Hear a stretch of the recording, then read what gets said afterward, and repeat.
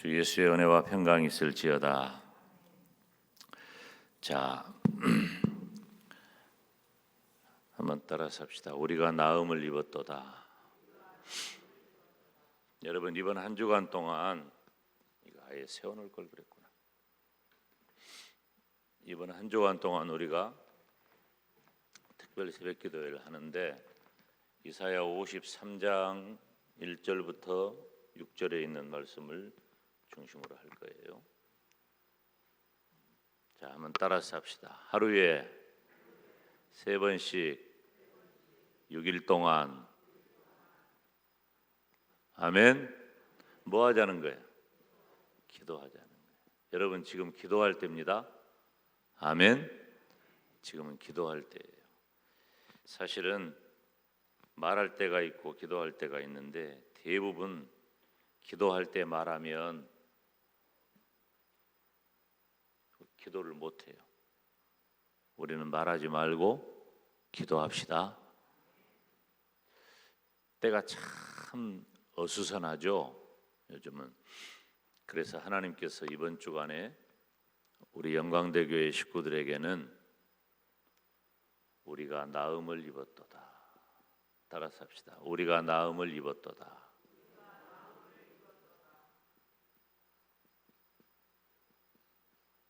이 말씀 붙잡으시기를 축원합니다. 또 이 말씀대로 이루어지기를 축복합니다. 자, 그러면 오늘 새벽에는 좀 이렇게 개관적인 그런 말씀을 잠깐 드리겠어요. 이 성경의 언어를 우리들이 살피는 것은 굉장히 중요한 일이에요. 특별히 이사야 53장 1절부터 6절에 있는 이 말씀은 예수 그리스도의 고난에 관계된 그런 말씀이에요.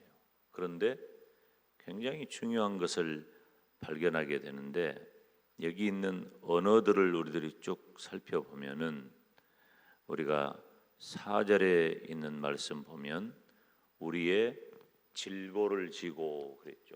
여기 우리의 질고. 근데 이 우리가 들어서야 할 자리를 누가 들어서냐면은 예수님께서 그 자리에 있거든요. 자, 여러분, 굉장히 중요한 얘기를 지금 한 거예요. 우리가 들어서야 할 자리에 누가 들어서 있다고요? 그걸 뭐라고 그래요? 대신한다 그래요. 대신. 따라서 합시다. 나 대신 누가? 아멘. 이 말 한마디가 우리의 모든 것을 다 끝냅니다. 나 대신 예수님이에요. 그러면 내가 들어설 자리에 예수님께서 대신하신 일이 무엇냐라고 하는 것이 오늘 본문에 기록이 되어 있어요. 질고라고 하는 말은 병이라는 말이에요. 이런 표현이 이사야 53장 1절로 6절은 대개 우리 주님의 고난에 대해서 우리들이 늘 말씀을 살폈는데 히브리 원어를 들여다보니까 그 내용이 예수님께서 우리의 질고를 지고라고 하는 표현 속에 이 질고는 병을 말한다는 거예요. 예수님이 우리의 병을 대신 지셨다라고 하는 표현이죠.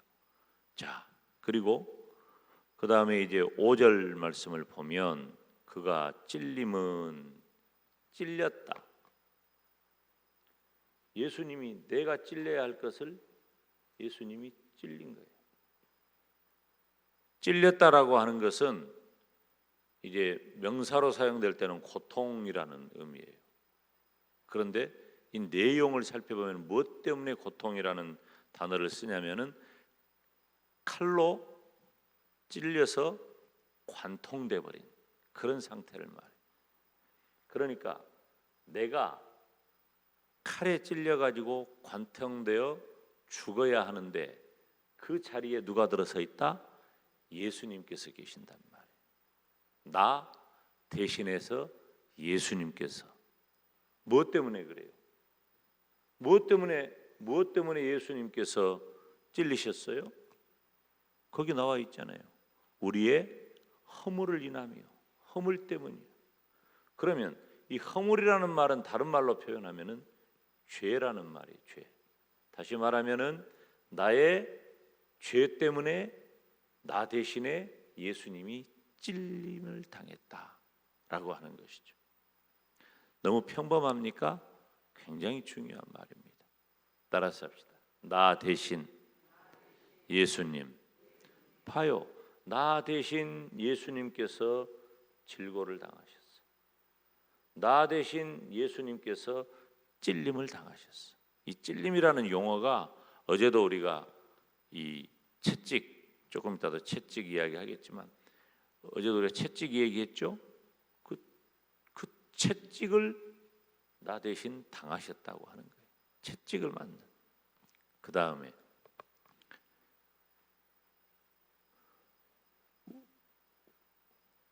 그가 상함은 상했다. 상했다라고 하는 말은 우리가 아침마다 우리가 그 전에 한참 유행했던 게 뭐냐면은 믹서기 있잖아요. 믹서기에다가 막 녹즙 갈아가지고 주는 것 있잖아. 그러면 그 안에 있는 밖에서 집어넣는 그 과일이라든가 그 즙을 짜기 위해서 집어넣는 것들을 탁 집어넣어가지고 나중에 나오는 건 뭐만 나와요? 주스가 나오지 물만 나와. 그러면 집어넣은 건 다 어떻게 됐을까? 완전히 분쇄돼 버리는 거예요. 여기서 상한다는 표현은 어떤 표현이냐면 눌러가지고 부숴버린단 말이에요. 눌러가지고 부숴버린다.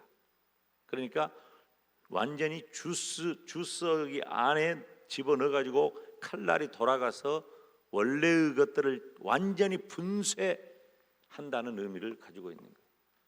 이 상한다는 것은 부순다, 부숴버린다, 파쇄해버린다는 거예요. 완전히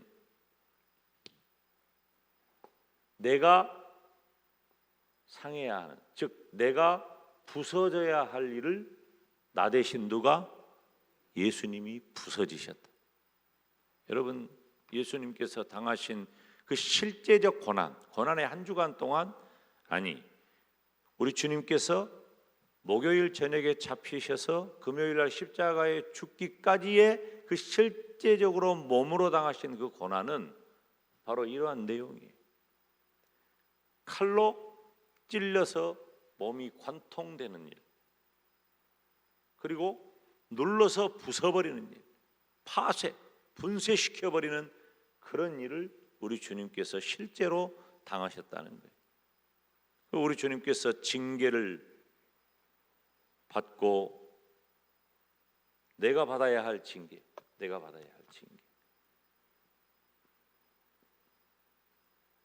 그 다음에 채찍이 나오죠. 그가 채찍에 맞음으로 그랬어요. 채찍은 어제 우리가 저녁에 살폈으니까 이 채찍에 대해서. 이 채찍은 아무나 때리는 것 아니에요. 아무에게나. 이 채찍을 때리는 것은 그냥 너 죽어라. 그리고 죽되 정말로 잔인하고 고통스럽게 너는 죽어야 한다 라고 하는 죄인에게 채찍을 때렸다고 하는 것입니다. 그런데 바로 이러한 모든 것의 대척점이 무엇이 있냐면은, 따라서 합시다. 나음을 입었도다. 예수님께서 담당하신 이 어마어마한 실제적 고난 대신에 우리가 감당해야 할 이 고난을, 우리는 우리 입장에서는 고난이 아니죠. 우리 입장에서는 당연히 받아야 할 처벌이죠.